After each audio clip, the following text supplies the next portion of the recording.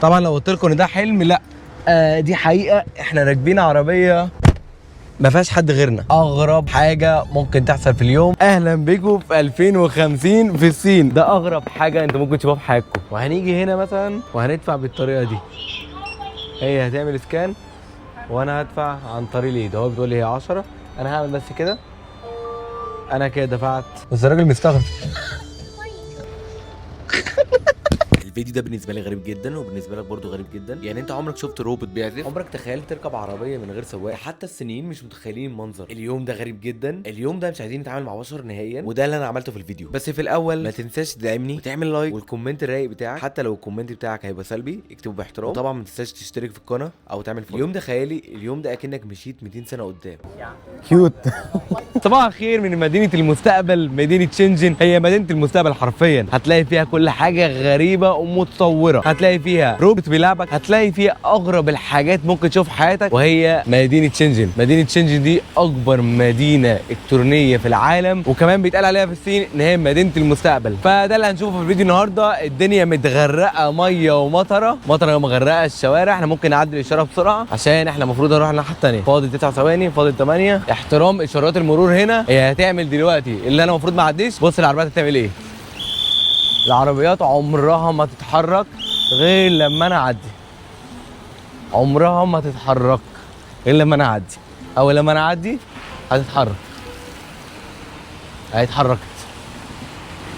وده يا حديدي يعلمك النظام او الاحترام. الشارع يحترموك جدا وانت معدي. في بدايه الفيديو بتاعنا ما تنساش اهم حاجه والله تدعمنا، تدعم اي حد بيسافر او بيعمل محتوى او بيدفع فلوس في حاجه كتيره قوي عشان يقدم لكم المحتوى ده. اللايك والسبسكرايب والكومنت، واكتبوا كومنت جميل زيكم كده. وحتى لو هتكتب كومنت سلبي اكتبه باحترام عشان يبقى جميل زيك. في بدايه اليوم تعالوا بقى نشوف مدينه المستقبل، مدينه الالكترونيات تقول ايه. يلا بينا. احنا دلوقتي مثلا في بدايه اليوم بتاعنا مش عايزين نستخدم خالص اي حاجه مع الانسان، عايزين نستخدم الكتروني بس، كأنك من الاخر كده بتتعامل مع روبوت. فاحنا دلوقتي في عند سي ستور. سي ستور ده كان قبل كده اسمه 7-11. 7-11 مشهور جدا في اسيا، ولكن المره دي بقى اسمه سي ستور. فتعالوا نجرب التجربه الغريبه دي. هنخش مثلا دلوقتي هنخش مثلا دلوقتي وهنشتري اي حاجه موجوده.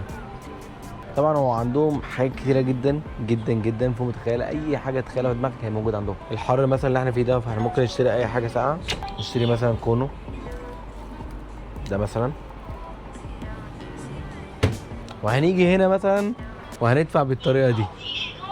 هي هتعمل سكان وانا هدفع عن طريق الايد. هو بتقول لي هي 10، انا هعمل بس كده، انا كده دفعت بالالكتروني. انا بس مش محتاج اي حاجه ولا محتاج ادفع فلوس ولا اي حاجه. انا كل اللي انا عملته استخدمت ايدي عشان اشتري دي. بس استخدمت ايدي بجد حرفيا زي ما انتم شايفين. ودي اغرب حاجه في بدايه اليوم ممكن اصلا تشوفوها. تعالوا بس ندوق هل هو حلو ولا لا، زي بتاع مصر ولا لا. ده اسود. انا ما اعرفش ايه الاسود ده بصراحه، شكله غريب.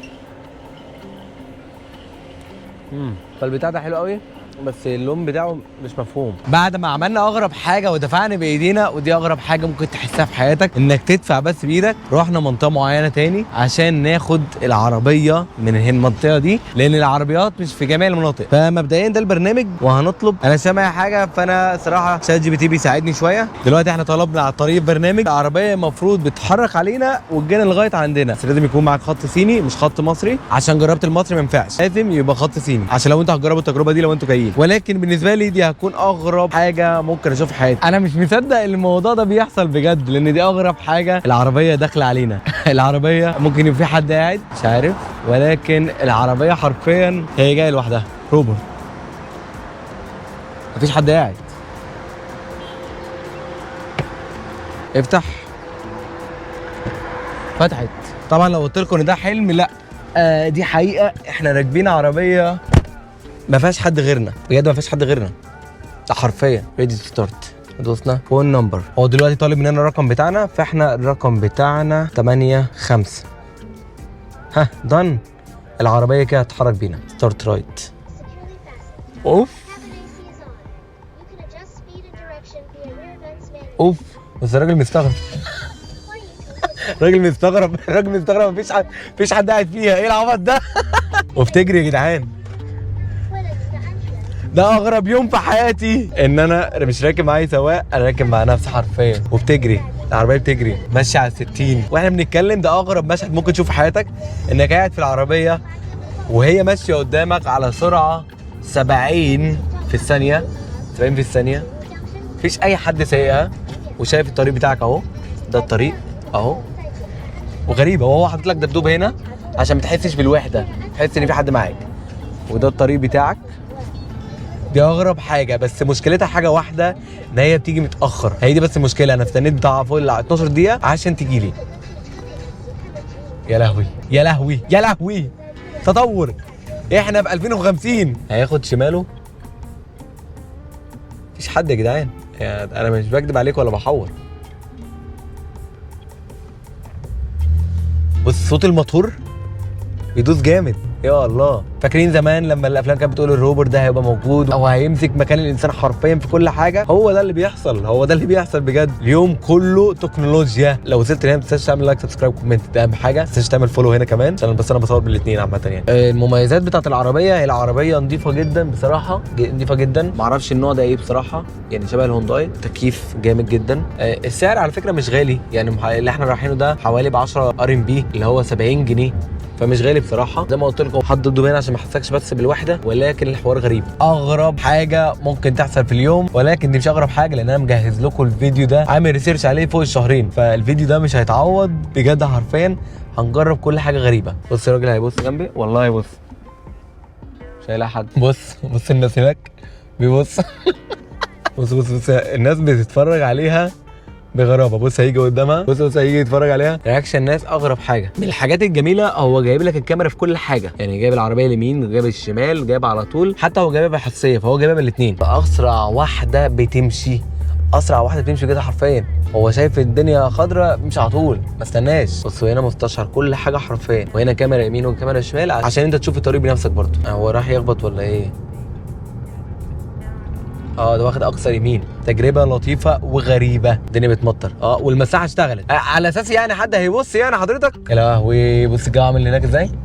ده مفيش، دي المطره جديده، مطره جديده قوي. يوم مشرق، يوم مشرق بالحماس. مش عارف هننزل ازاي كده. يا رب بس ما ينزلنيش في اي حته، ينزلني في حته ايه ما فيهاش مطره. الجو قلب جامد، الجو قلب قلبان. انتوا اكيد شايفين المنظر حواليا قلب جدا. لو انت بقى بتتكلم عن التكنولوجيا، هل ده حد هيحس بيا وهينزلني في حته مش مكشوفه؟ دي بقى اللي هتفرق بجد بين الانسان وبين الروبوت. يعني انا متاكد من الانسان مش هينزلني في الشارع، هينزلني في حته اكيد 100% ما تغرقش ميه، ودي اللي تفرق. انا عايز يطول على قد ما يقدر بجد، يعني كده ايه شديده قوي، شديده جدا. الراجل اهو، بص هيبص عليه، هيبص عليه. بص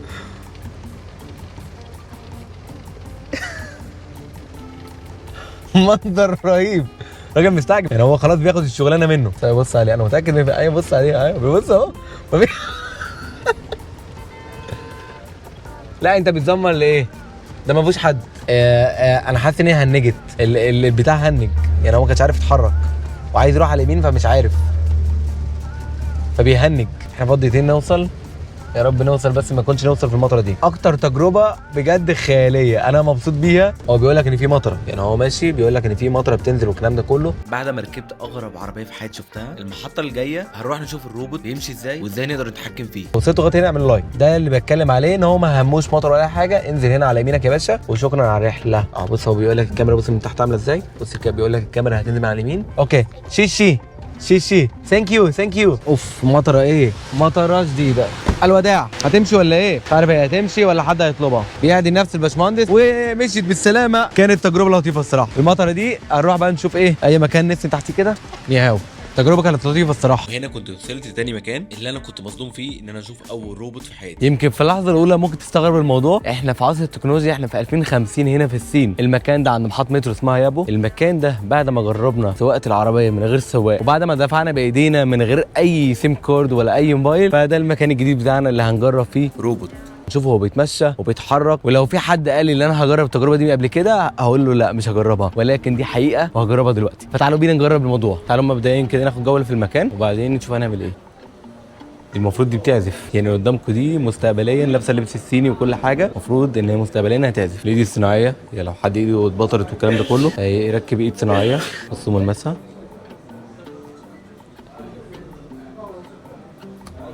بص عامله ازاي. واحد شكله عنده كورونا، عليك واحد كتير قوي. ده نفس الكلام من الناحيه الثانيه، يعزفوا قدام بعض. مستقبليا المكان ده مش اكتشاف ولا اختراع، المكان ده غريب.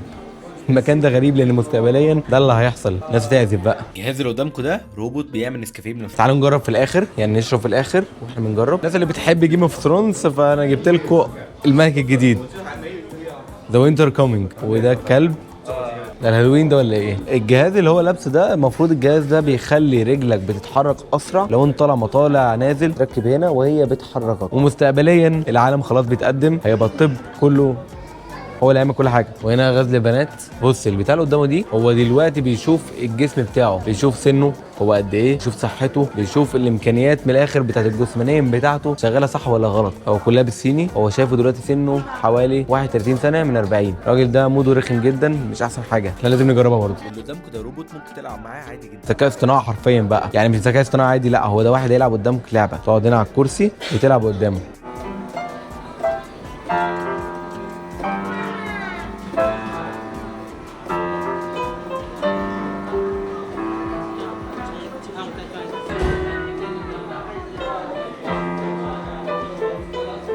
طبعا لو قلت لكم اللي ورايا ده حد هو اللي بيعملها، يعني بيحركها بايده، لا ده عزف طبيعي لاتنين قدام بعض زي تحدي او بيجمعوا بعض. بص التفاصيل.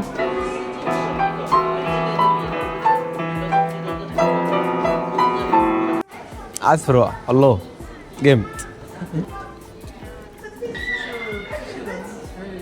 اللحظه دي المفروض بنلبس الجهاز بيديك كده ايه قوه لعضلاتك، المفروض بيجريك بيطلعك منازل ما بتحسش باي حاجه. Okay, it doesn't work. You can go outside to try to اوف go up the stairs. يا اوكي.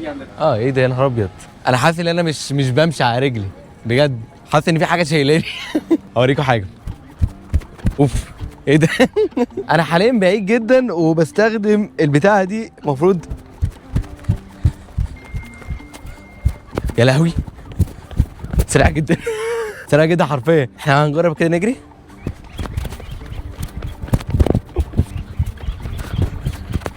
سريعه جدا. انا حاسس بسرعه رهيبه، مش عارف انتوا حاسين ولا لا، ولكن دي من اغرب الحاجات اللي انا جربتها في الصين. هنجرب نطلع كده. اهلا بك في 2025.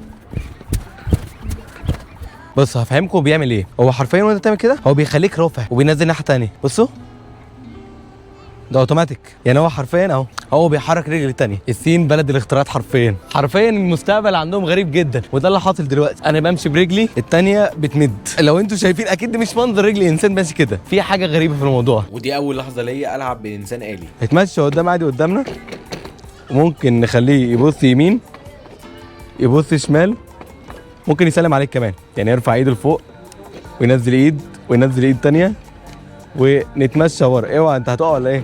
الميزه فيه ان هو ما بيقعش، هو بس هيجي يسلم عليك ويقول لك سبسكرايب ماي اكونت. تاني تجربه ليا ان انا اجرب الكلب الآلي، كان غريب جدا. الكلب ده مطيع لايك، يعني بصوا الكلاب خلاص لطيفه، الكلاب هتبقى لطيفه. اوه كيوت. لو انتم ملاحظين ان الكلب اصلا فيه كاميرا فهو شايفنا حرفيا، فهنرجع كده ورا. دي سواقة الكلب، يلف يمين يلف شمال هو شايفني. يا لهوي السواقة في العالم بقت خطيرة. كده الكلب متضايق منك. هو الكلب باصص عليهم هما الاتنين. الموضوع خرافي وممكن يجري لأبعد الحدود. الموضوع مثير الصراحة. وهنا بقى اللي بيحصل ان بيشوف سنك كام. هنا الجهاز ده بيحدد لك انت عندك حاجه، نبضات قلبك سريع، قلبك بطيء. فهو حرفيا انا تعبان، ده بجد انا تعبان، يعني في الوقت ده انا حاسس ان هو هيجي لي دور برد من اللف ده كله ده في الصين، فانا مرهق جدا. هو مدي سني اللي انا 29، فانا سني قريب جدا مني. تعبان، حالتك ايه، قلبك، نبضاتك، متخليهم من سنسور عارف كل ده. اخر حاجه قبل ما نمشي من هنا فتعالوا نشرب كوبايه نسكافيه. ان اغرب ايد ممكن تشرب منها وهو الروبوت. عايزين حاجه خفيفه، دي ايس مثلا. روبرت بنفسه هو اللي هيعمل الدرينك ده بجد. انا يعني ما بهزرش، يعني بصوا حط الثلج هناك. اكيد طبعا مش هيبقى زي الانسان بصراحه، وممكن يطلع امهر من الانسان. وهنا بننزل نسكافيه، اللبن. هو حقيقي خلاص داخل في شغلانات كتير قوي، كل حاجه هو بيعملها لنفسه لغايه لما يديك كوبايه. انا افتكرت كده بس كنت اقول شكلها سيء بصراحه يعني. ايه ده بس كده حقيقي شكلها سيء. هندوق الطعم اهم حاجه. واهلا بك. ايوه وناخد حبيب قلبي ده بيعمل باي باي جامد جدا. وناخد الكوبايه. ده المفروض من الروبوت. ده عملها سيء جدا.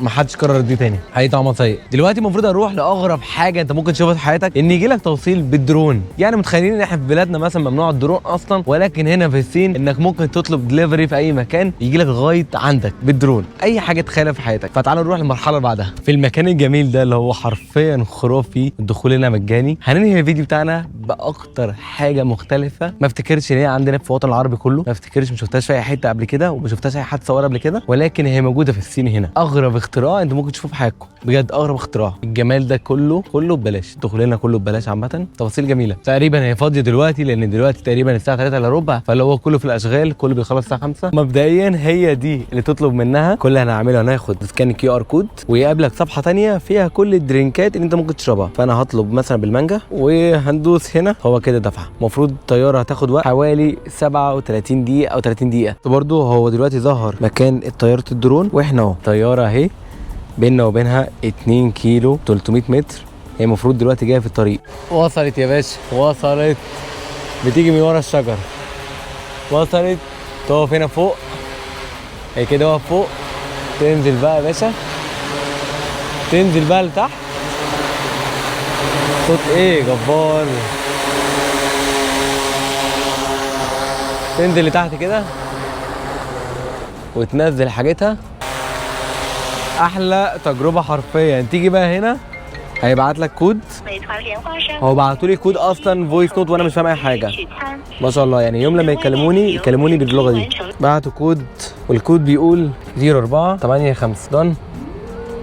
سمع الصوت ده معناه ان انت تستلم الاوردر دلوقتي وتستلم الاوردر بتاعك يوصلك لغايه عندك بالطياره. تيجي بقى هنا تفتح ده وتطلع الاوردر بتاعك تمام، وترجع دي مكانها تاني كده، وتحط دي هنا كده وتستلم الاوردر بتاعك. احلى حاجه فيهم الباكج بتاعت اي مكان. ده الاوردر بتاعي.